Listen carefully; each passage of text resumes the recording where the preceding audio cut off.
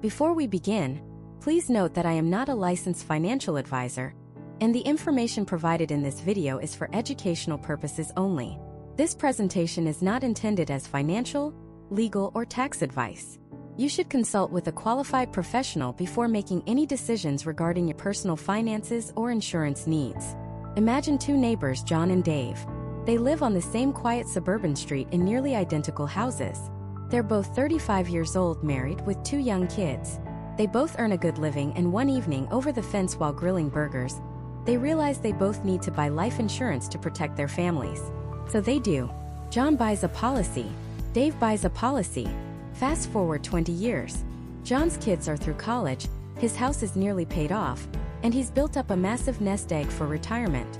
Dave, on the other hand, is struggling. He's stressed, his retirement accounts are lagging, and he feels trapped by a monthly payment for an insurance policy he barely understands and can no longer afford. What was the difference? They both did the responsible thing, but they made one single critical choice differently. That choice is the reason this video exists. Because the life insurance industry has built a multi-billion-dollar empire on the confusion between two fundamentally different products, term and whole life. They've turned a simple decision into a battleground of jargon, complicated charts, and high-pressure sales tactics. They want you confused. They want you to feel like you need a secret decoder ring just to understand what you're buying. But the truth is, it's not that complicated. And by the end of this video, you will understand the core difference with absolute clarity. You will know which product is right for 95% of Americans, and which one is often sold as a golden ticket but can end up being a financial ball and chain. You will have the confidence to protect your family without getting ripped off. This knowledge will save you from making a potential $100,000 mistake. So let's start with John's choice. The simple, straightforward, and overwhelmingly logical choice for most people. Let's talk about term life insurance. The name itself tells you almost everything you need to know. It's life insurance for a specific term or period of time. Think of it like renting an apartment versus buying a house. With term insurance, you are essentially renting protection. You decide how long you need that protection for, typically 10, 20, or 30 years, and you pay a fixed monthly premium for that entire term. It has one job and one job only. If you pass away during that term, it pays out a large tax-free lump sum of cash to your family. That's it. It's a pure, unadulterated safety net. There are no bells, no whistles, no confusing investment components attached. It is the definition of a simple contract. You pay your premium. The insurance company guarantees a payout if the worst should happen within the agreed-upon window. If you outlive the term, if you're still alive and kicking after your 20 or 30 years are up, the policy simply expires. You stop paying and the coverage ends. And a lot of people hear that and think, wait, so I get nothing back? And the answer is, exactly. You got exactly what you paid for. Decades of peace of mind.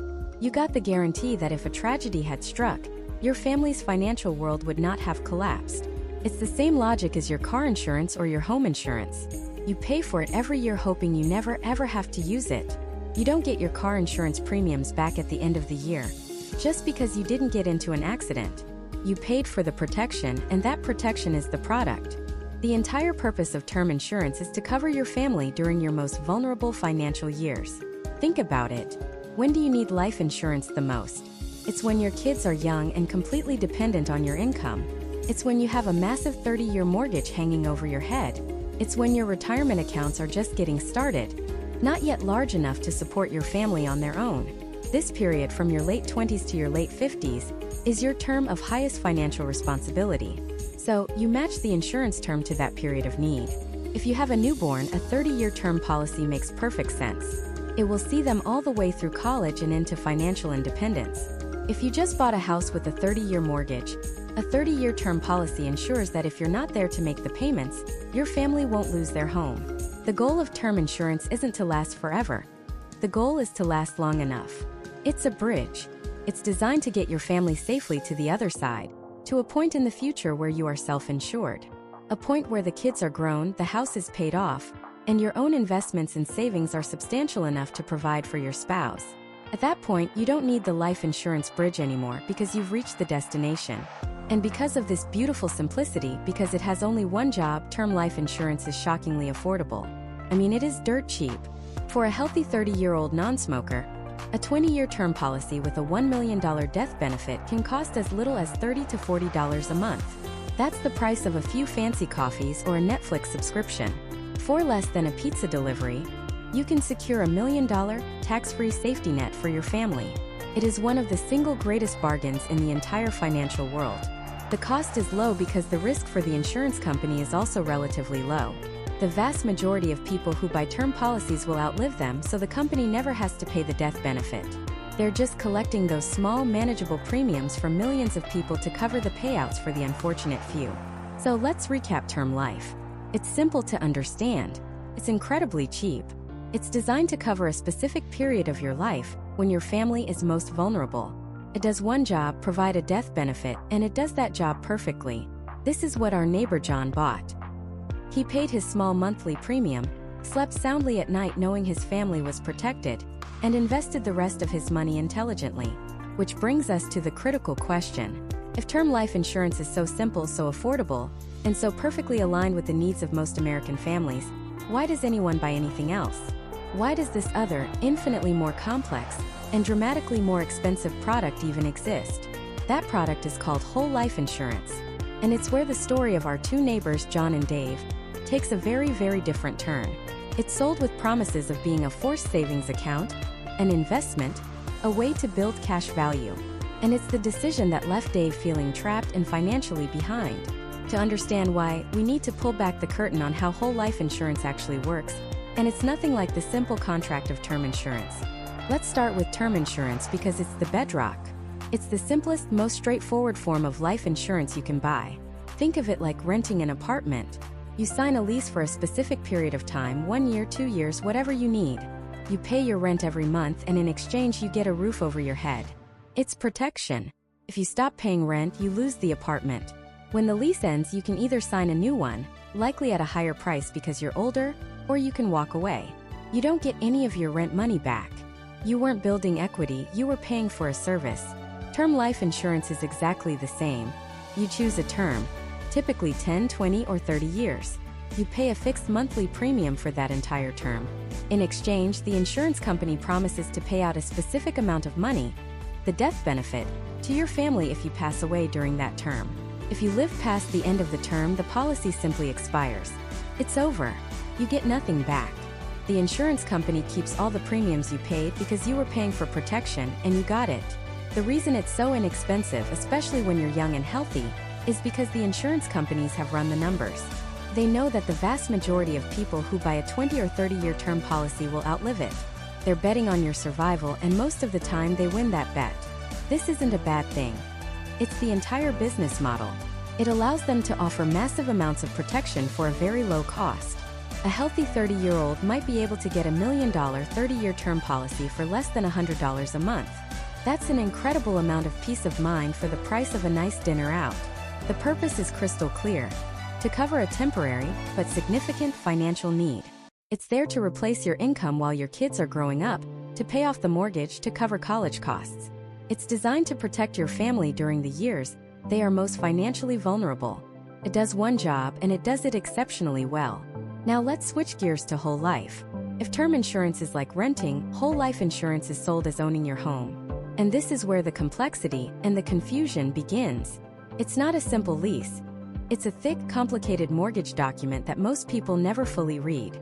A whole life policy is designed to last your entire life, as long as you keep paying the premiums. It never expires. And it does two things simultaneously. This is the most important concept to understand. Your premium payment on a whole life policy is being split to fund two separate buckets. The first bucket is the pure cost of insurance. Just like with term, this part of your premium pays for the death benefit. It's the money that guarantees your family gets a check when you pass away, whether that's tomorrow or 50 years from now. But here's the first critical difference. The internal cost for this pure insurance component inside a whole life policy is astronomically higher than what you'd pay for a standalone term policy. The second bucket is the cash value component. This is the savings or investment part of the policy. A portion of your premium, after the high cost of insurance and fees are taken out, is diverted into this cash value account. This account is designed to grow over time, at a modest, often guaranteed, interest rate set by the insurance company. This is the equity you're supposedly building in your policy, just like the equity you build in a house. So on the surface, the pitch sounds incredible, right? You get a death benefit that never expires, and you get a savings account that grows with tax-deferred benefits. You're not just renting your protection, you're owning an asset. This was the exact pitch that got Dave. He wasn't just throwing money away on term insurance, he was building wealth. But here's the problem. The sales pitch is a beautiful, simplified story. The reality is a complex and often inefficient financial product. Let's look at where your money actually goes when you send that first check. Imagine you pay a $500 monthly premium for a whole life policy.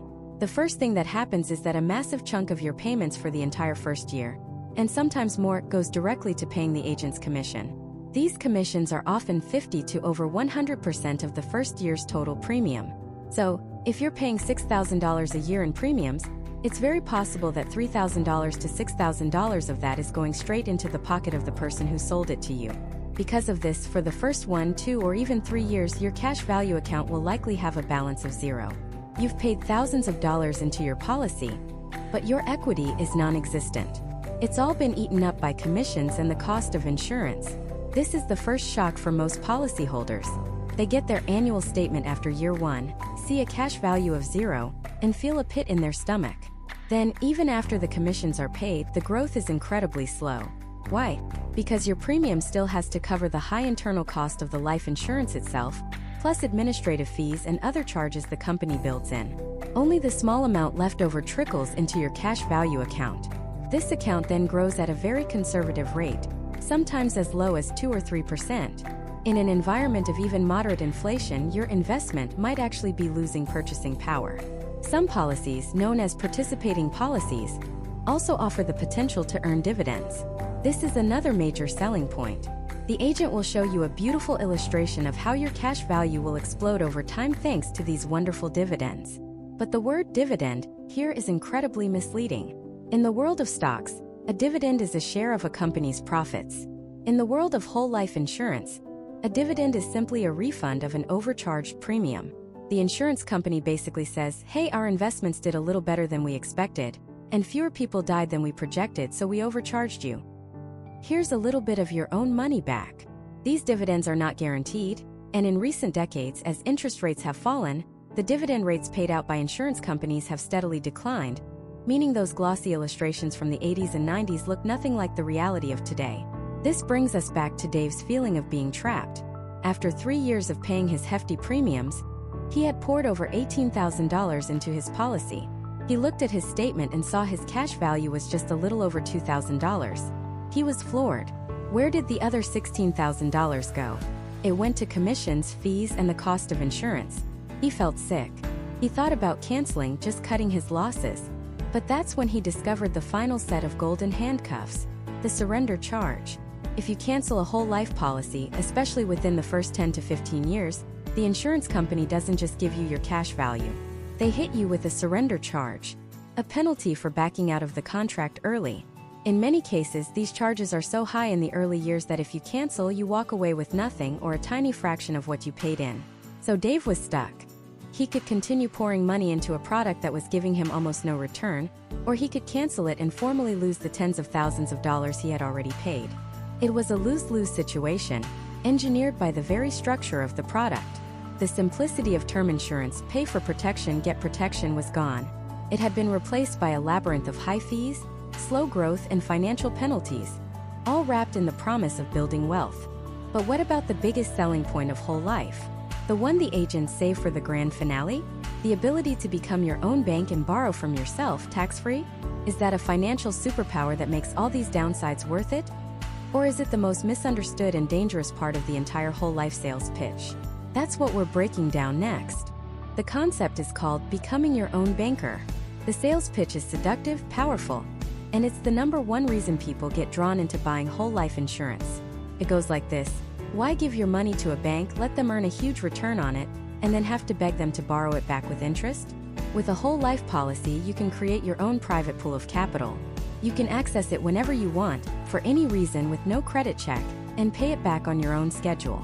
You can use it to buy a car, fund a business, or pay for a wedding, all while your money continues to grow uninterrupted inside the policy. It sounds like the ultimate financial cheat code, a tax-free liquid savings account combined with a death benefit.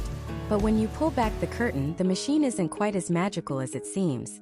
To understand it, we first have to understand this thing called cash value. When you pay your hefty whole life premium, only a small part of it actually goes toward the cost of the life insurance itself. A huge chunk goes to the agent's commission, especially in the first year. The rest goes into a savings-like account inside your policy. This is your cash value. This cash value is guaranteed to grow at a very low, very conservative interest rate, maybe 2 or 3%. On top of that, if the insurance company has a good year, they might pay you a dividend. Now, this isn't like a stock dividend. It's more like a refund of your overpaid premiums. These dividends are not guaranteed, but they are a key part of the sales illustration. So your cash value grows slowly from a small guaranteed rate, plus these potential non-guaranteed dividends. In the first several years, the growth is almost non-existent because the high commissions and fees eat up most of your payments. It can take over a decade just for your cash value to equal the total amount of premiums you've paid in. Let that sink in. For 10 to 15 years, you could have less accessible cash than what you've put in. But let's fast forward. Let's say you've been paying for 15 years and you've finally built up a respectable $50,000 in cash value. Now you need $20,000 for a down payment on a rental property. You decide it's time to be your own banker. Here is the single most misunderstood part of whole life insurance. You are not withdrawing your money. You are taking a loan from the insurance company, and you are using your cash value as collateral. Let me say that again because it is the critical detail that changes everything. You are borrowing the insurance company's money, and they are charging you interest for it. Your cash value is just the security deposit that guarantees they'll get their money back. If you die with an outstanding loan of $20,000, your family doesn't get the full death benefit. They get the death benefit minus the $20,000 loan you still owe. The insurance company always gets paid back first. Okay, you might be thinking, but what about the sales pitch that my money continues to grow uninterrupted? This is where we enter the twilight zone of insurance product design. There are two main types of policies: direct recognition and non-direct recognition. With a non-direct recognition policy, the agent is technically correct. Your entire $50,000 cash value might continue to receive dividends as if you never touched it. But there is no free lunch. The interest rate you're paying on the loan is almost always higher than the dividend rate you're earning. So you're paying, let's say, 5% interest on the loan while your collateral is earning a 4% dividend. You are still losing money on that spread. It gets even more complicated with direct recognition policies. Here, the insurance company directly recognizes that a portion of your cash value is being used as collateral. So the $20,000 portion securing your loan will be credited a different interest or dividend rate, often lower, than the other $30,000 that's not securing a loan. Either way, the idea that you're borrowing money for free, or that you're earning interest on money you've already borrowed, is a clever marketing narrative that falls apart under scrutiny. You are paying for the loan one way or another. But the real problem, the fundamental flaw in this be your own bank strategy, isn't the loan mechanics. It's the colossal opportunity cost. The entire time you're building this cash value, your money is growing at a snail's pace compared to what it could be doing elsewhere. Let's do a quick comparison. Imagine a 35-year-old Alex. Alex is quoted $1,000 a month for a whole life policy. Let's say Alex instead buys a 30-year term life insurance policy for $70 a month, which provides the same death benefit. He then takes the remaining $930 a month and invests it in a simple low-cost S&P 500 index fund. For 30 years. After 30 years, the whole life policy might have a cash value of around $750,000. That sounds like a lot.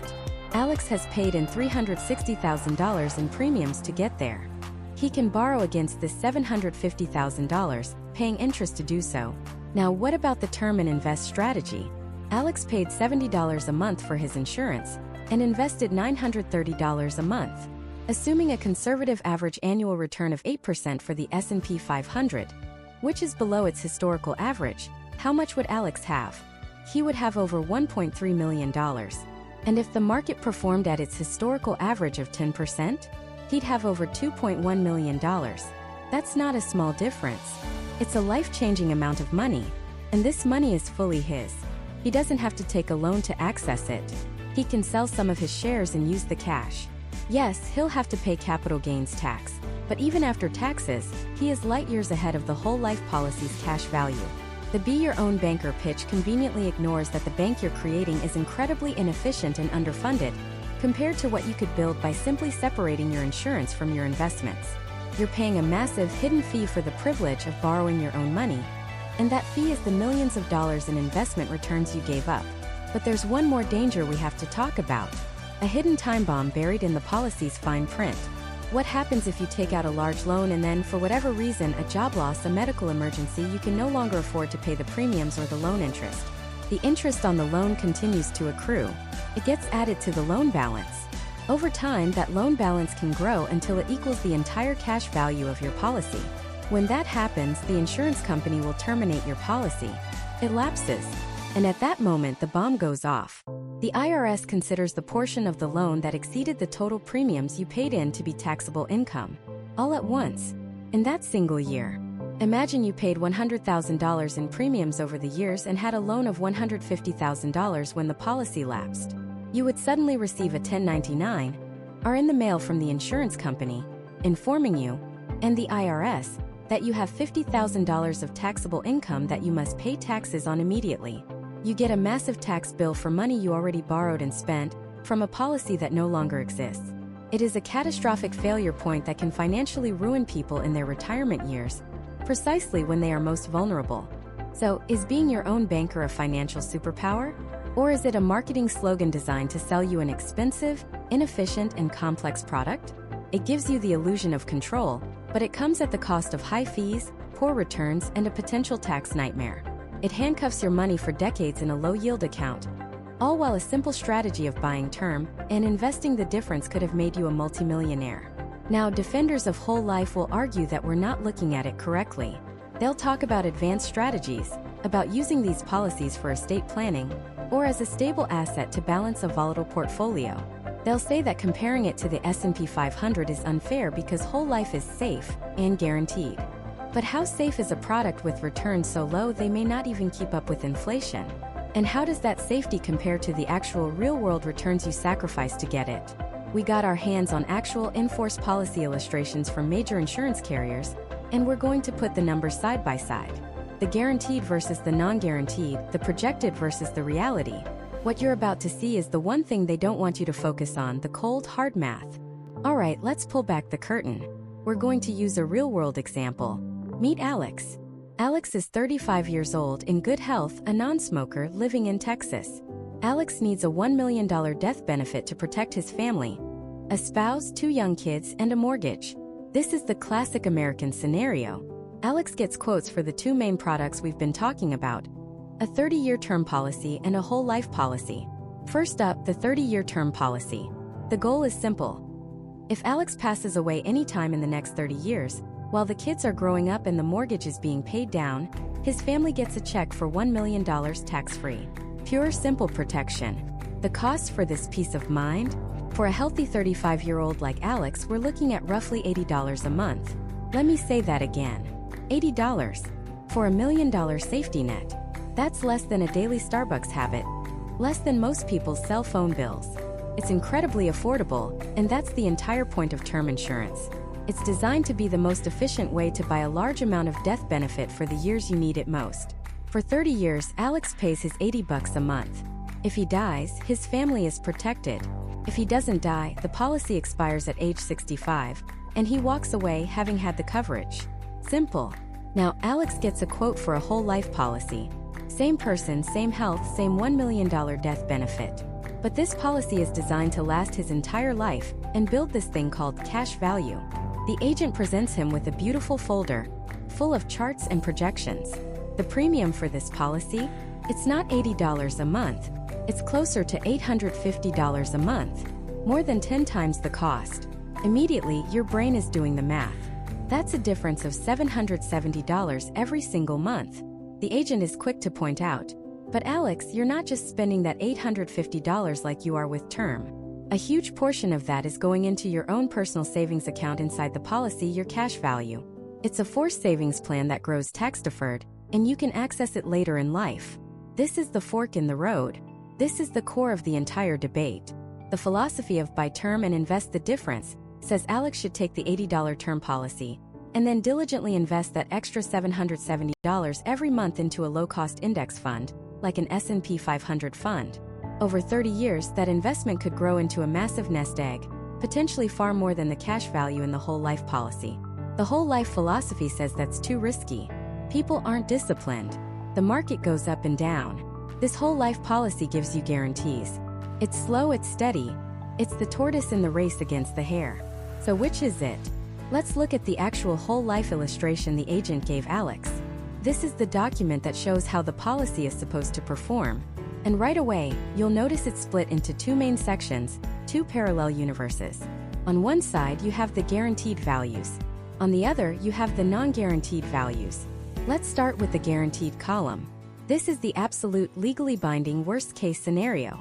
The insurance company is contractually obligated to deliver these numbers, assuming you pay every single premium on time. When you look at the guaranteed cash value for Alex's policy, the numbers are, well, they're not great.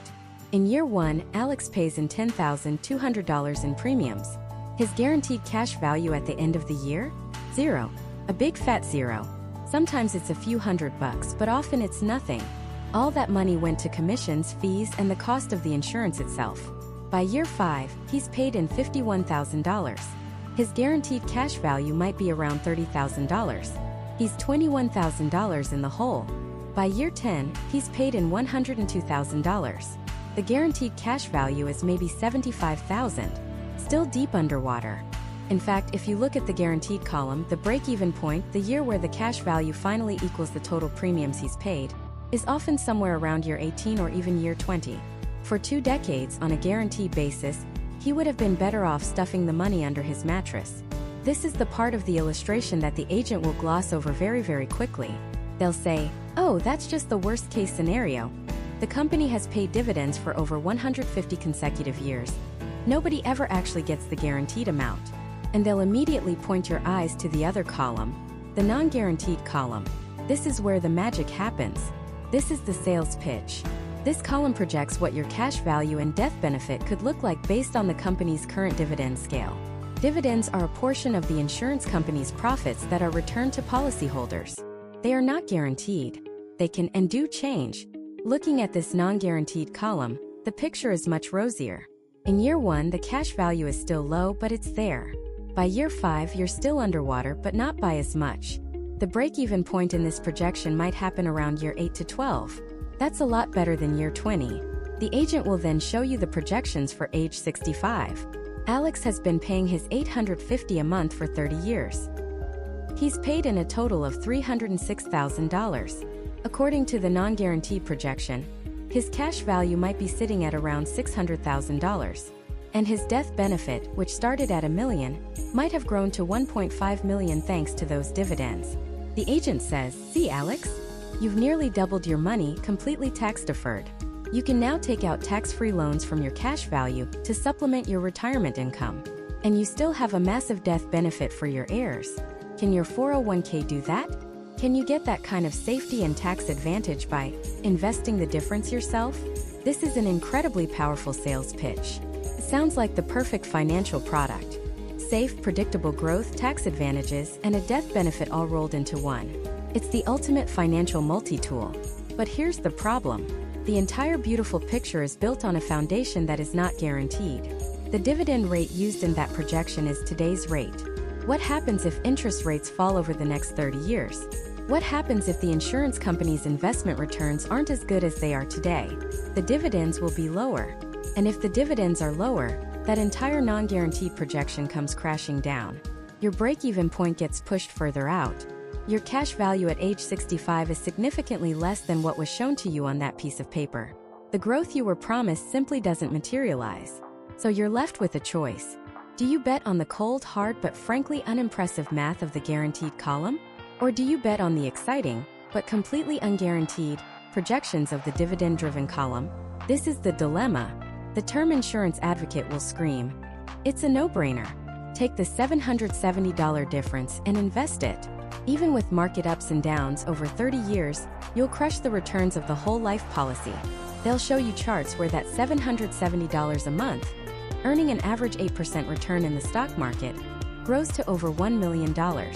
That's far more than the $600K in projected cash value, and you had control over the money the whole time. But the whole life agent has a counter-argument, and it's a powerful one, aimed directly at our human psychology, our fear of loss, and our tendency to be our own worst enemy when it comes to investing. They argue that most people won't actually invest the difference. They'll spend it. They'll panic sell when the market drops. They'll chase hot stocks and lose.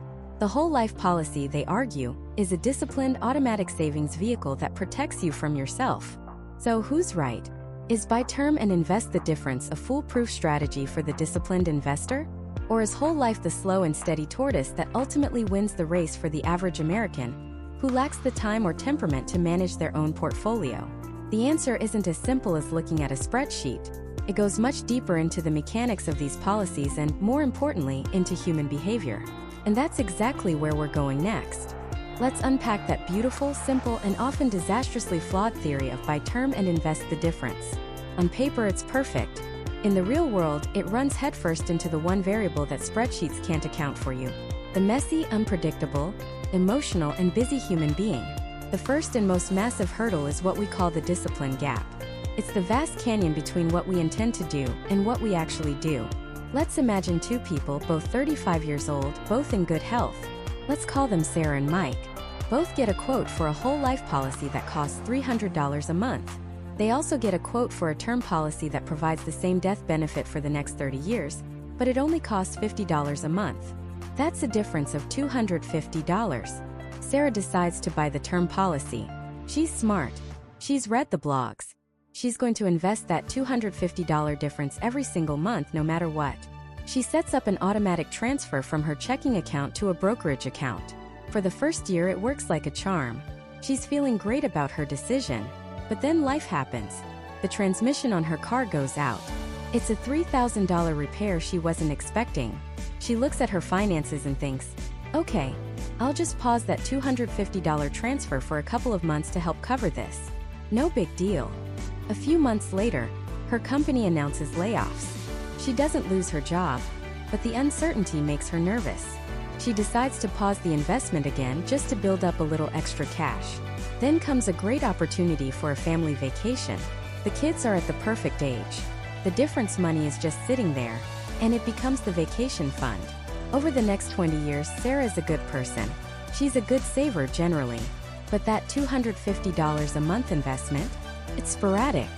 Some years she invests the full amount. Other years, almost none of it. Her invest the difference account balance is nowhere near what the online calculator predicted. Now let's look at Mike. Mike opted for the whole life policy. His $300 premium is a bill. It shows up every month just like his mortgage and his car payment. It's not optional. It's not a nice-to-have investment he can pause. It's a commitment. The insurance company drafts that money from his account automatically. He doesn't think about it. He doesn't have to summon willpower every month to make the right decision. The decision is already made. The system is doing the work for him. The whole life policy acts as a forced savings mechanism. For many people, this isn't a bug. It's the most important feature. It bypasses our own worst instincts for procrastination and lifestyle creep. It automates discipline. But let's assume for a moment that Sarah is a robot. Let's say she has superhuman discipline and invests that $250 every single month without fail for 30 years. She now faces the second major hurdle: the emotional gap. Investing in the stock market is a roller coaster. In 2008, the market dropped over 30%. In the spring of 2020, it plunged again. Imagine Sarah, 15 years into her plan, having diligently saved over $45,000, which has grown to maybe $80,000. Then, in the span of a few weeks, she watches her account drop to $50,000. Every news channel is flashing red. Experts are predicting a global depression. Her friends are panicking and selling everything. What does she do? The mathematically correct answer is to not only hold on, but to keep buying more while prices are low. But that requires an iron will. It goes against every survival instinct we have. The overwhelming human impulse is to sell, to stop the bleeding, to get out before it goes to zero. Most people do exactly that. They sell low, lock in their losses, and then wait until the market feels safe again. Usually after it has already recovered, to buy back in high. They destroy their own returns. Now, what's happening with Mike's whole life policy during that same market crash? Nothing. His cash value statement arrives, and it shows the guaranteed increase, plus any non-guaranteed dividends the company declared. It completely ignores the chaos of the stock market. The cash value is designed to be stable. It's not going to give you a 25% return in a bull market, but it's also not going to give you a 30% loss in a bear market. It removes the emotional decision-making from the equation. There is no panic sell button on a whole life policy. The growth is steady, contractual, and frankly boring. And when it comes to your long-term financial security, boring is beautiful. But the challenges for Sarah don't even stop there. Let's say she has the discipline of a monk and the emotional fortitude of a stone statue. She still has to deal with the third obstacle, the knowledge and time gap. Which investments should she choose? An S&P 500 index fund? A total stock market fund? What about international stocks? Bonds? How should she allocate her portfolio? When should she rebalance? Does she know how to harvest tax losses? Managing a portfolio effectively is not a passive activity. It requires ongoing education, time, and attention. It's a part-time job that most people are not qualified for and don't have time for. Mike, on the other hand, pays his premium and is done. The insurance company, with its teams of world-class institutional money managers, handles all the complex investment decisions behind the scenes. Okay, so Sarah is a disciplined, emotionless, financial expert with plenty of free time. She overcomes all three gaps. She diligently invests the difference for 30 years, and against all odds, her brokerage account is now worth significantly more than Mike's cash value. She won, right? Not so fast, because now she has to face the silent partner in her investment plan, a partner who has been waiting patiently for 30 years to take his cut, Uncle Sam. This is the part of the buy term and invest the difference strategy that is almost always conveniently ignored. Taxes. Every single year, as Sarah's mutual funds paid out dividends, she had to pay taxes on them. That's a drag on her growth. When she rebalanced her portfolio by selling some winners to buy other assets, she had to pay capital gains taxes. Another drag on her growth. And now, when she wants to actually use this money in retirement, every single dollar of growth she pulls out of that account is subject to capital gains tax. Her big, impressive account balance isn't all hers. A significant chunk of it is an IOU to the IRS. Now let's look at Mike. The growth of the cash value inside his whole life policy has been tax deferred. This means he has not paid a single penny in taxes on that growth for 30 years. It's been allowed to compound in a tax-sheltered environment, similar to a 401k or an IRA. But here's where it gets even more powerful, where whole life insurance reveals a financial superpower that a brokerage account or even a 401k simply cannot match. When Mike wants to access his money, he doesn't withdraw it. If he did, the gains would become taxable. Instead, he takes a loan from the insurance company, using his cash value as collateral. And what is the tax status of a loan? It's zero. Loans are not considered income. Mike can take out tens or even hundreds of thousands of dollars from his policy, and he does not have to report it to the IRS. He receives that money completely and totally tax-free. This single feature, the ability to access your capital tax-free through policy loans, fundamentally changes the entire comparison. It transforms the policy from a simple savings vehicle into a private, tax-advantaged source of liquidity you can use for anything: to supplement retirement income, to start a business, to pay for a child's wedding, all without creating a taxable event. This is a concept so critical and so misunderstood that it deserves its own deep dive. How exactly do these loans work? What are the interest rates? Can you really just not pay them back? The answer to that last question might just shock you. Let's get right into it. The answer to that last question, can you really just not pay back a loan from your life insurance policy, is a shocking and qualified yes. You are technically never required to make a single payment back on that loan for the rest of your life. But before you run off thinking you've discovered a magic money tree, you need to understand precisely how this works, because the devil is in the details, and misunderstanding them can have catastrophic consequences. First, and this is the most important concept you need to grasp, when you take a loan from your whole life policy, you are not actually borrowing your own money. Let me repeat that, because it's the key that unlocks everything. You are not withdrawing from your cash value. Instead, you are taking a loan from the general fund of the insurance company, and they are simply using your cash value as collateral. Think of it like a home equity line of credit, a HELOC. When you open a HELOC, the bank doesn't come and take bricks and windows out of your house. Your house remains fully intact, you still live in it, and it continues to appreciate in value. The bank just says, okay, your house is worth this much, so we're comfortable lending you this amount of money, and we'll just put a lien on the house as collateral. Policy loan works the exact same way. Your cash value, that entire bucket of money, stays inside the policy untouched. The insurance company gives you a check from their own massive reserves, and your cash value acts as the security for that loan. Why is this distinction so incredibly powerful? Because your full cash value, including the portion that's collateralizing your loan, continues to earn its guaranteed interest, and in the case of a policy from a mutual company, it continues to be eligible for the full, uninterrupted annual dividend. Let that sink in. You could have a policy with $100,000 in cash value. You take out a $50,000 loan to start a business or pay for a wedding. That $50,000 is in your bank account, ready to use. But back inside the policy, the entire $100,000 is still working for you, still compounding, still getting a dividend declared on it as if you never touched a thing. You are effectively earning interest and dividends on money that you are simultaneously spending. This is the concept of uninterrupted compound growth, and it is a financial feature you will find almost nowhere else on earth. Now, what about the interest?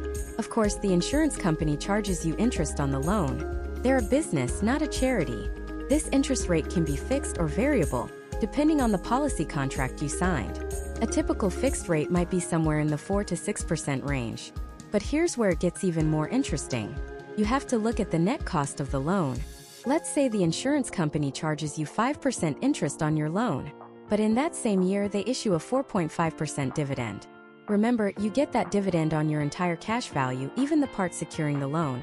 So, while you're paying 5% to the insurance company, they are simultaneously crediting your policy with 4.5%. Your actual net borrowing cost in that scenario is only 0.5%. In some years, if the dividend rate is higher than the loan rate, you could even have what's called a positive wash, where you are effectively earning more on your collateralized cash than you're paying in loan interest. This brings up a slightly more advanced but critical topic: whether your policy is direct recognition or non-direct recognition. It sounds like jargon, but it's simple. With a non-direct recognition policy, the insurance company doesn't care if you have a loan or not. They pay the exact same dividend rate on every single dollar of your cash value, period. This makes the math easy, like the example I just gave. With a direct recognition policy, the company does recognize the portion of your cash value that is securing a loan, and they may pay a different dividend rate on that portion compared to the non-loan portion.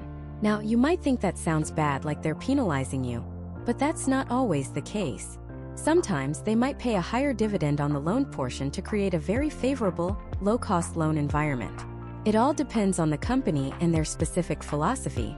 The key takeaway is that the net cost of borrowing from your policy is often incredibly low, far lower than a personal loan, a credit card, or even mini HELOCs, and the process is infinitely simpler. There's no credit check, no underwriting, no asking what you need the money for. It's your collateral. You can have the money, usually within a few days, no questions asked. So let's circle back to the biggest question: not paying it back. How is that possible? It's possible because the loan is ultimately secured by the most certain collateral in the world: the future death benefit. When you pass away, the insurance company's obligation is to pay out the death benefit to your beneficiaries. Before they write that check, they do a final accounting. They look at the policy and say, okay, the death benefit is $1 million. But there's an outstanding loan for $100,000, plus $5,000 in accrued interest. They simply subtract that $105,000 from the $1 million payout. Your beneficiaries receive a check for $895,000, tax-free. The loan is satisfied. It's paid back, just not by you during your lifetime. This provides an unparalleled level of financial flexibility. Imagine you're 68 years old, retired, and you need $80,000 to replace your roof and buy a new car. You could sell stocks and create a taxable event. You could drain your savings account. Or you could take a policy loan. You get the $80,000, fix your house, buy your car, and you never make a single payment. You just let the loan ride, knowing it will be cleanly and efficiently settled from the death benefit when you're gone, leaving the remainder for your family. But, and this is a monumental but, there is one massive risk. A potential time bomb that you absolutely must be aware of. This is the scenario that critics of whole life love to point out, and for good reason. The danger is that you take out a large loan, never pay any of the interest, and that interest compounds year after year after year. Over decades, the loan balance can grow. If that growing loan balance ever exceeds the total cash value in your policy, the insurance company will issue a policy lapse notice. If the policy lapses with a loan outstanding, it's a potential nightmare. The IRS, which saw all your cash value growth as a tax-deferred gain, suddenly sees the situation differently. They will treat the amount of the loan that exceeds your total premium payments as taxable income, and they will send you a bill for it. This is the infamous tax bomb. You could be in your 80s, lose your life insurance coverage, and suddenly get a massive tax bill for phantom income on a policy that no longer even exists. This is a very real risk, but it's also a manageable one. It doesn't happen by surprise.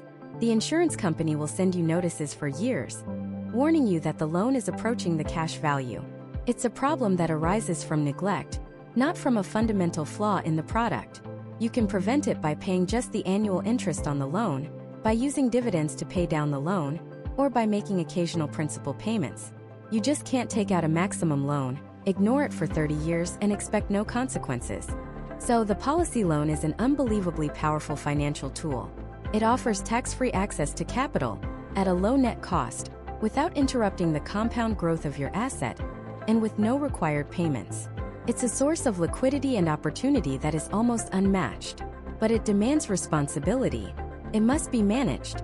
Now that we understand how you can use this asset while you're alive, the ultimate question remains. Is this complex, slow and steady vehicle actually better than the classic advice we all hear? Buy cheap term insurance and invest the difference? How does a whole life policy truly stack up against just dumping that same money into an S&P 500 index fund? When you actually run the numbers over the long term, the comparison isn't what you think.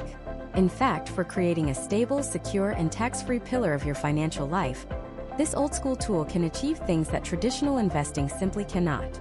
We're about to break down that exact comparison head-to-head. So let's put them in the ring. In one corner, we have the undisputed champion of mainstream financial advice. Buy term and invest the difference. We'll call this strategy BTID. It's fast, it's aggressive, and it's what nearly every financial guru preaches. In the other corner, we have the old-school challenger, the quiet contender. A properly structured high cash value whole life insurance policy. It's defensive, it's methodical, and most people have written it off as being too slow and too expensive. They're about to find out how wrong they are. To make this real, let's imagine two people, Alex and Ben. They're the same age, same health, same income. Both have decided to allocate $1,000 a month towards their family's protection and their own financial future. Alex follows the BTID playbook to the letter. He finds a 30-year term policy for $50 a month that gives him $1 million death benefit. He's a smart guy, so he takes the remaining $950 and automatically invests it every single month into a low-cost S&P 500 index fund. He's playing offense. He's chasing market returns. Ben takes a different path. He works with a specialist to design a whole life policy built for maximum cash value growth. His entire $1,000 a month goes into this policy.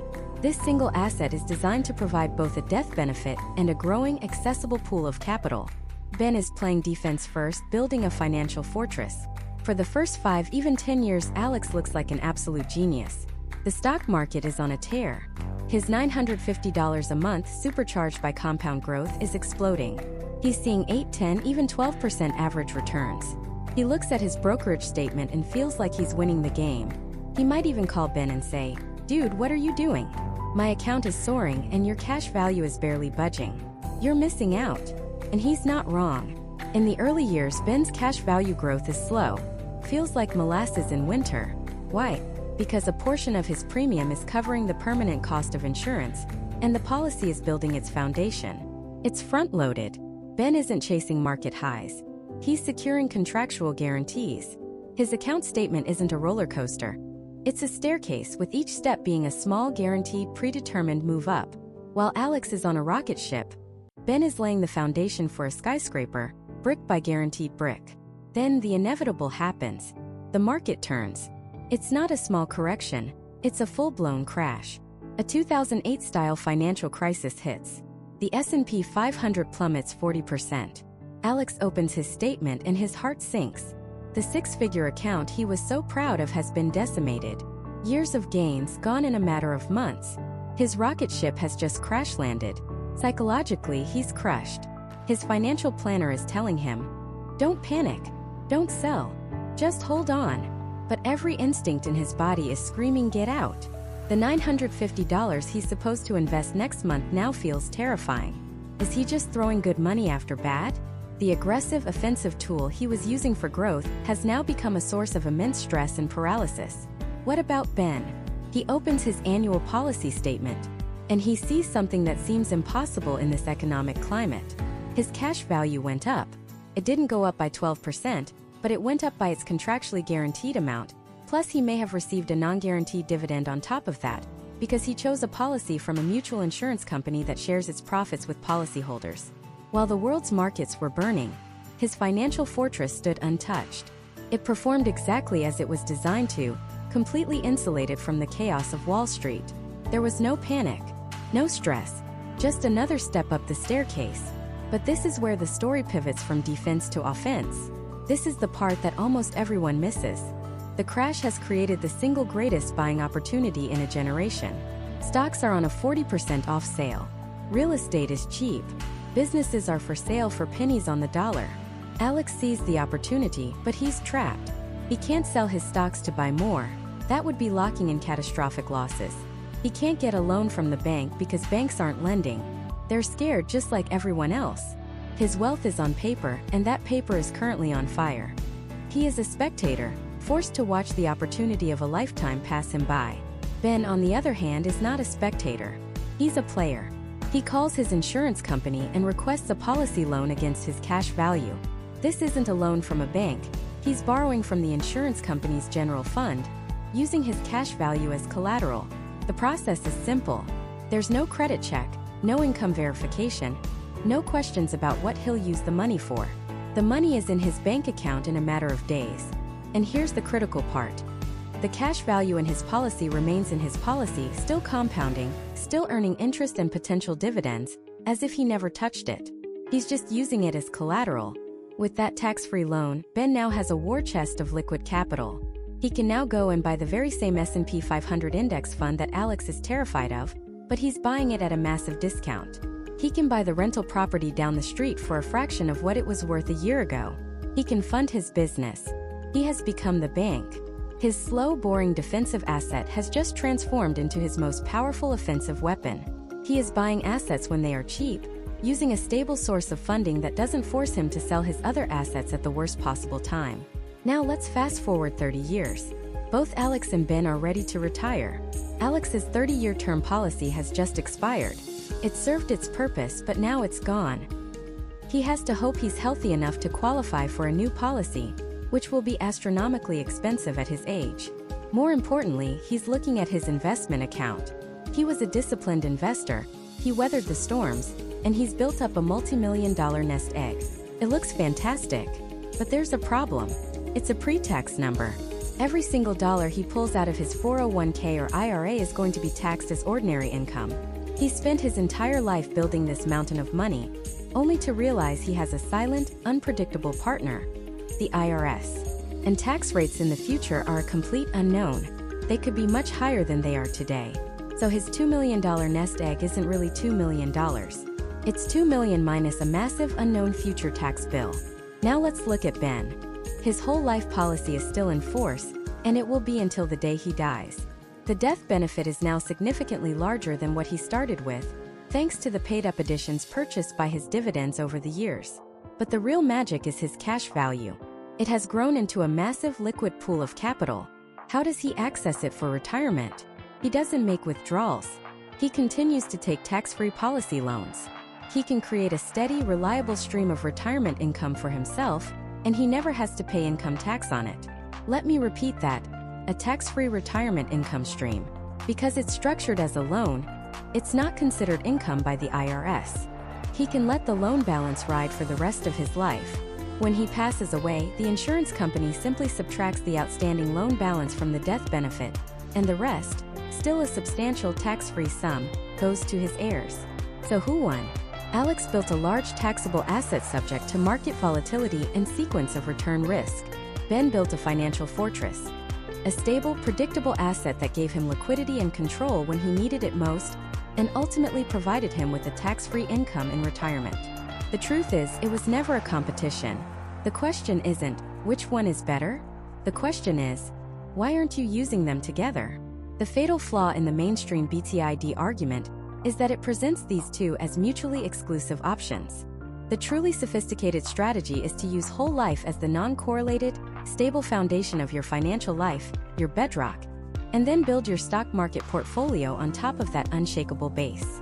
The cash value becomes your safe money, your opportunity fund, the financial shock absorber that protects the rest of your portfolio, and you from life's inevitable volatility. It's not about choosing offense or defense. It's about having a team that can do both. And building a team that can do both comes with a cost. This is the part of the conversation that gets heated.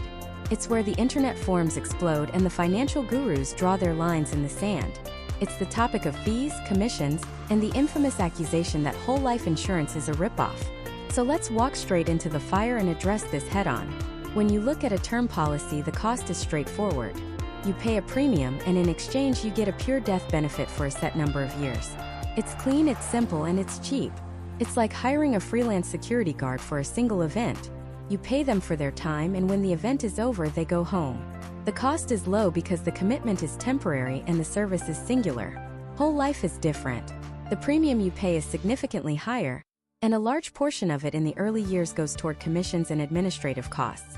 This is the fact that critics latch onto. They'll show you a chart and it looks damning. They'll say, "Look how much of your money is being eaten up by fees. You could have invested that and earned so much more." And on the surface, they're not wrong. The initial costs are high. But this argument is like criticizing a home builder for the cost of the foundation. You don't see it, it's not glamorous, but it's the entire reason the house can stand for 100 years through storms and seasons. The fees and commissions in a whole life policy are not just vanishing into thin air. They are paying for the foundation of lifetime guarantees. What are you actually buying with those higher premiums? First, you are pre-funding the massively increased cost of insurance in your later years. Remember, the risk of you passing away at 75 is astronomically higher than at 35. A term policy just ends before that gets expensive. A whole life policy is contractually obligated to cover you at 75, 85, even 105, for the exact same level premium you paid at 35. Those early high fees are what make that fixed cost possible. You are leveling out a cost that would otherwise become impossibly steep. Second, you are paying for the contractual guarantee of cash value growth. The insurance company is legally bound to grow your cash value at a minimum guaranteed rate, regardless of what the stock market does. Whether we're in a booming bull market or a terrifying crash, that part of your money is safe and growing. That guarantee isn't free. It requires the insurance company to maintain massive, conservative reserves. That has a cost. Third, you're paying for the operational stability of a company designed to outlive you. We're talking about mutual insurance companies that have been around since before the Civil War, companies that paid out death claims through the Great Depression, 2 world wars, the dot-com bubble, and the 2008 financial crisis without fail. That level of solvency and stability is expensive to maintain. So yes, the commissions are front-loaded. Yes, the initial costs are higher. But it's not a fee for nothing. It is the price for a bundle of interlocking, legally binding lifetime guarantees. The guarantee of a level premium. The guarantee of a permanent death benefit. The guarantee of tax-deferred growth. The guarantee of a minimum rate of return. The guarantee of access to your capital through loans, regardless of your credit score or the economic climate. Now let's flip the coin. Let's talk about the so-called low-cost alternative. Buy term and invest the difference. On paper, it's flawless. You buy cheap term insurance. You take the money you saved, the difference in premium between term and whole, and you invest it in a low-cost index fund. You let the market work its magic. What could go wrong? Well, the strategy has 3 massive, often unspoken, hidden costs. The first hidden cost is behavioral. The entire strategy hinges on one crucial assumption, that you will have the discipline to consistently, without fail, invest that difference every single month for 30 or 40 years. Life has a funny way of getting in the way. The car breaks down. The kids need braces. A promotion doesn't come through. A study by financial data company Dalbar has shown for decades that the average investor's returns are dramatically lower than the market indexes themselves. Why? Because we are emotional. We buy high when we're feeling optimistic, and we panic sell low when the market crashes. Buy term and invest the difference assumes you are a robot. The forced savings nature of a whole life premium imposes a discipline that most of us, if we're being honest, lack. The cost of this lack of discipline isn't a small fee. It's the failure of the entire strategy. The second hidden cost is volatility. Let's imagine you did everything right. You were a disciplined robot. You invested the difference for 15 years and built up a nice portfolio. Then life happens. You lose your job in a recession, the same recession where the market drops 40%. You need cash to survive. Where do you get it from? Your only option is to sell your investments at the absolute worst possible time, locking in devastating losses. You're forced to sell your assets when they are on sale. This isn't a fee you see on a statement. It's a catastrophic loss of capital that can set you back a decade. Your offense was crushed because you had no defense. Your investment account, which was supposed to be your asset, became your liability at the moment you needed it most. The third hidden cost is taxes. Your investment account grows tax-deferred, which is great. But it's not tax-free.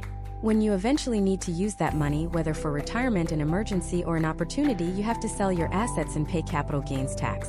If you pass it on to your heirs, they might face their own tax consequences.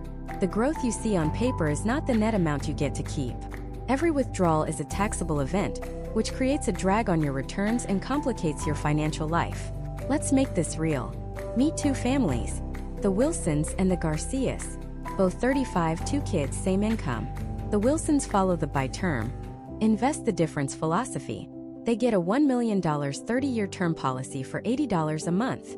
They commit to investing the $500 difference.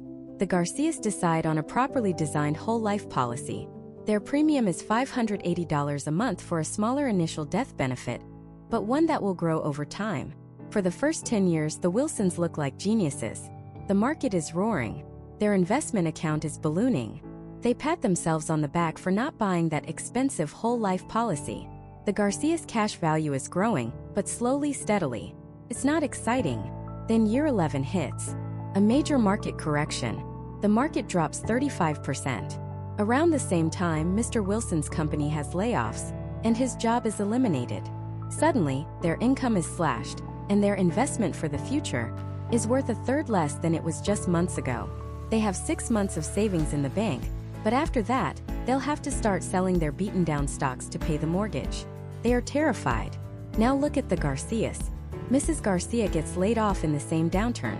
Their income is also slashed. Their separate 401k is also down 35%.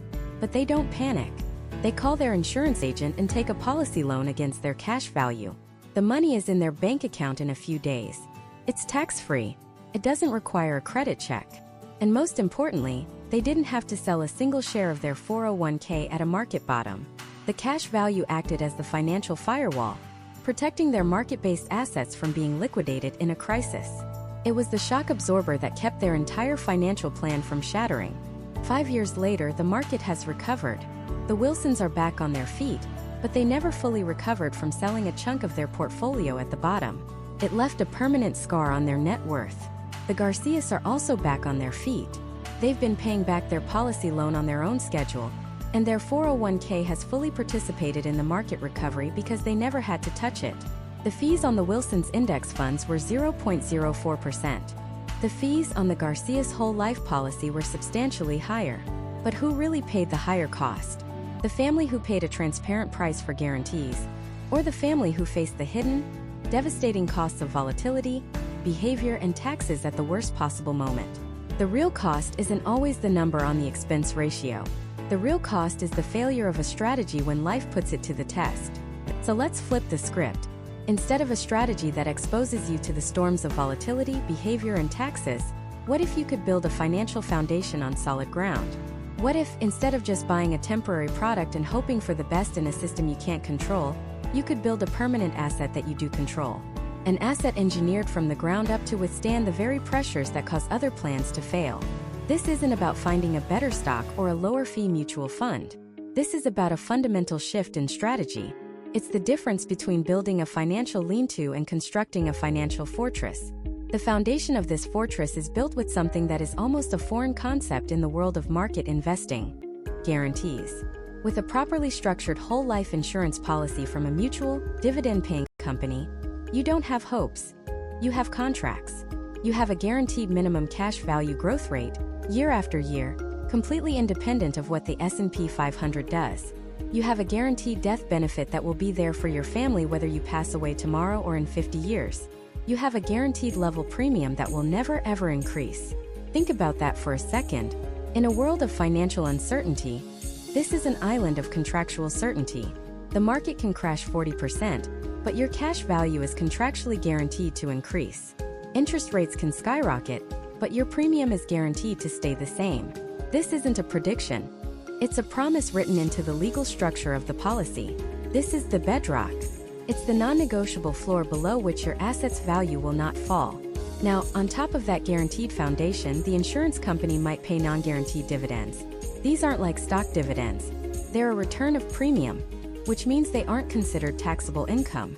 And for over 100 years, many of these major mutual companies have paid them every single year through the Great Depression, through world wars, through the dot-com bust and the 2008 financial crisis. These dividends can be used to purchase more insurance, which in turn creates more cash value and a larger death benefit, creating a powerful compounding effect inside the policy, all on a tax-advantaged basis. And that brings us to the impenetrable walls of our fortress, the tax treatment. This is where the game completely changes. Under the current U.S. tax code, specifically sections like 7702 and 72A, the cash value inside your whole life policy grows tax-deferred. That's similar to a 401k or an IRA. But here is the critical difference, the one that most financial commentators conveniently ignore. You can access that money completely tax-free. Let me say that again. You can access your cash value, your growth, your principal, all of it without paying income tax, if it's done correctly through policy loans. This is a benefit that is almost unparalleled in the financial world. Let's make this real. Imagine you're 65 and you need $75,000 for a new roof and a dream vacation. If your money is in a traditional 401k or brokerage account, you might have to sell assets and withdraw $100,000 or more just to net $75,000 after the IRS takes its cut. Every dollar you take out is a taxable event, reducing your net worth and potentially bumping you into a higher tax bracket, which could even make your Social Security benefits taxable. Now, imagine that money is inside your whole life policy. You simply take a policy loan for $75,000. It's not a taxable event. The insurance company gives you the money, using your cash value as collateral. There's no credit check, no lengthy application asking what you need it for. You don't have to sell your assets in a down market. And the best part? The cash value you used as collateral continues to earn uninterrupted compound interest and dividends as if you never touched it. You are effectively earning interest on money you are simultaneously using somewhere else. It is a financial superpower. This tax-free access isn't just for retirement. It's for life. It's for opportunities. It's for emergencies. It's a tax-free war chest you can use to start a business, fund a child's education, or bridge a gap in income during a job loss, all without creating a taxable event or disrupting your long-term compounding. These are the walls of the fortress, shielding your wealth from the erosion of taxes. Next, every fortress needs a moat. In the financial world, that moat is creditor protection. In many states, the cash value and death benefit of a life insurance policy are protected by law from creditors and lawsuits. If your business fails, if you're in a car accident and get sued for more than your auto insurance covers, a creditor could potentially seize your bank accounts, your brokerage accounts, and your real estate. But in many jurisdictions, they cannot touch the money inside your life insurance policy. It's one of the few assets that can be legally shielded, providing a layer of peace of mind that is simply priceless. A brokerage account is a target. A properly structured life insurance policy is a sanctuary. Finally, what good is a fortress if you don't hold the keys? This is about control and liquidity. We call this the storehouse and the watchtower. When you invest the difference in the stock market, you give up control. You can't control the market's performance. You can't control the tax laws on capital gains. You can't control when a market crash will wipe out 30% of your portfolio right when you need the money most. With a whole life policy, you are in control. You have a contractual right to your cash value. It's available to you via loan at any time, for any reason with no questions asked. You don't have to sell low.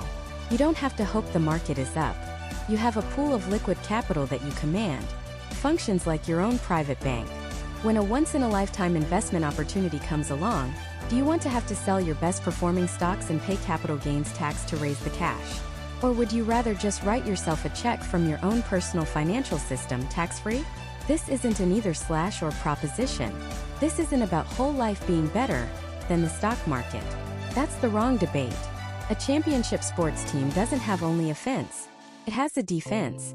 The stock market is your offense. It's for aggressive growth over the long term. A whole life policy is your defense. It's the stable, predictable, tax-advantaged foundation that allows your offense to take calculated risks. It's the source of liquidity that prevents you from ever being forced to sell your offensive assets at the worst possible time. The buy term and invest the difference philosophy tells you to play only offense, with a temporary goalie who leaves the net after 20 years. The fortress strategy is about building a complete team, designed to win in any environment, over the entire course of your life. It redefines the word cost. The premium is not an expense disappearing into thin air. It's a deposit. You are systematically repositioning capital from a taxable, volatile environment into a tax-free, guaranteed, and protected environment that you control. You are funding an asset, not paying a bill. And when you fund an asset, the entire financial equation flips on its head. You're no longer just planning for your death. You are actively planning for your life. Think about it. Every other asset you own, your house, your 401k, your brokerage account, is on someone else's balance sheet. It's subject to market forces, creditor claims in a lawsuit, and the whims of the economy. But the cash value inside a properly structured whole life policy, that's your financial fortress. It's a private, protected pool of capital that grows with guarantees, completely insulated from Wall Street's roller coaster. So let's lay the two paths out side by side, in the clearest possible terms. Path 1 is the conventional wisdom path. You rent your life insurance for 20 or 30 years. You pay the premium, and if you die, your family gets a check. If you don't die, and the odds are overwhelmingly in your favor that you won't, you get nothing. The policy expires, the thousands of dollars you paid are gone forever, and you're left older, likely less healthy, and facing insurance costs that are now astronomically higher, if you can even qualify. For your wealth building, you're told to invest the difference in the stock market. You hand your money over to Wall Street, ride the waves of volatility, pay fees and taxes on your gains, and hope that after 30 years of discipline and luck, you come out ahead. You are betting on the market, and you are renting your protection. Path 2 is the path of ownership. You purchase a permanent life insurance policy. A portion of your premium secures a death benefit that will be there for your family no matter when you die, age 50, 80, or 105. The other portion, the larger portion over time, builds your cash value. This isn't an expense. It's a deposit into your own private financial institution. This cash value grows every single day, guaranteed and tax-deferred. It's an asset you can see, access, and use while you're alive, tax-free through policy loans. You are not betting on the market. You are relying on contractual guarantees from a 100-plus-year-old company. You are owning your protection and building an asset simultaneously. Now that famous phrase, buy term and invest the difference. On a spreadsheet, it can look appealing.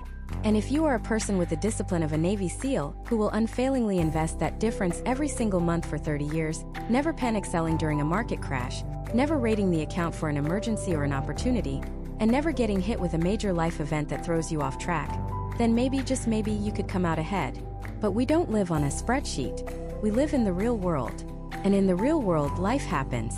Studies have shown time and again that the average investor dramatically underperforms the market indexes. Why? Because of emotion. We buy high when we're optimistic and we sell low when we're terrified. We lack the discipline. The difference gets spent on a vacation, a new car, or just absorbed into lifestyle creep. The forced contractual savings of a whole life policy isn't a bug. It's a feature. It imposes the discipline that most of us lack, automatically building a bedrock asset for our future, month after month, year after year. But here's the secret the truly wealthy understand. The debate itself is flawed. It's not about term versus whole life. For many, the optimal strategy is term and whole life used for different jobs. Think of it like this: you use term insurance for temporary, high-cost needs. It's for income replacement. If you're 35 with 2 young kids, a spouse, and $1 million mortgage, you have a massive but temporary economic liability. A 20 or 30-year term policy is the most cost-effective tool to cover that specific "what if I die too soon" risk. It's a financial safety net for your biggest responsibilities. Simultaneously, you start building your foundation with whole life. This is your permanent plan. This is for the things that will always be there. It's for building a tax-free retirement resource. It's for creating a family bank to fund opportunities. It's for covering final expenses and leaving a tax-free inheritance. It's the tool you use to solve the "what if I live too long" problem. One tool is a temporary shield. The other is a permanent financial engine. They work together, creating a comprehensive strategy that covers all the bases. And this brings us to the most powerful and perhaps most misunderstood feature of whole life: the ability to become your own banker. When you take a policy loan, you are not withdrawing your money. This is a critical distinction. You are taking a loan from the insurance company, with your cash value serving as the collateral. What does this mean? It means your cash value, your entire cash value, never leaves your account. It continues to earn the same guaranteed interest and the same non-guaranteed dividends as if you had never touched it. Let me say that again because it's the key to everything. Your money continues to grow uninterrupted, even while you are using a portion of it somewhere else. This is called collateralized lending, and it's how banks make their money. With whole life, you can do it for yourself. Imagine you have $100,000 in cash value. You need $30,000 for a down payment on a rental property.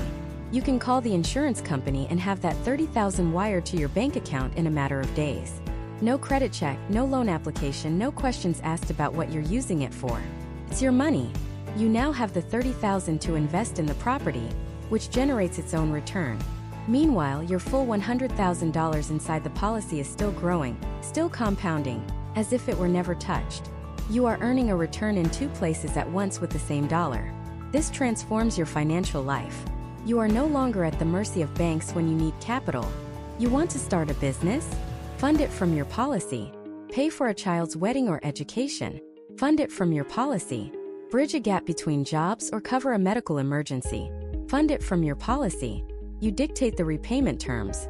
You have created a private liquid pool of capital that you and you alone control. So as we wrap this up, let's zoom out. The choice between term and whole life isn't just about insurance. It's about a fundamental difference in financial philosophy. Are you content to rent your financial security, forever dependent on volatile markets and financial institutions that don't have your best interests at heart? Or do you want to take control, to own a piece of your financial future, and to build a system that serves you and your family for generations? The goal of this series wasn't to sell you a policy. It was to open your eyes to a set of financial tools that have been used by the wealthy for over a century to build and protect their wealth, tools that are rarely taught or discussed by mainstream financial media. Your financial education is the single greatest investment you will ever make. Don't just accept the conventional wisdom that's been handed down for decades. Ask the hard questions. Dig deeper. Understand the rules of the game so you can play it to win. Whether you choose term, whole life, or a combination of both, make that decision from a position of knowledge and power, not from a position of fear or ignorance. You have the ability to build a financial future that is secure, predictable, and completely under your control. The first step is simply knowing it's possible.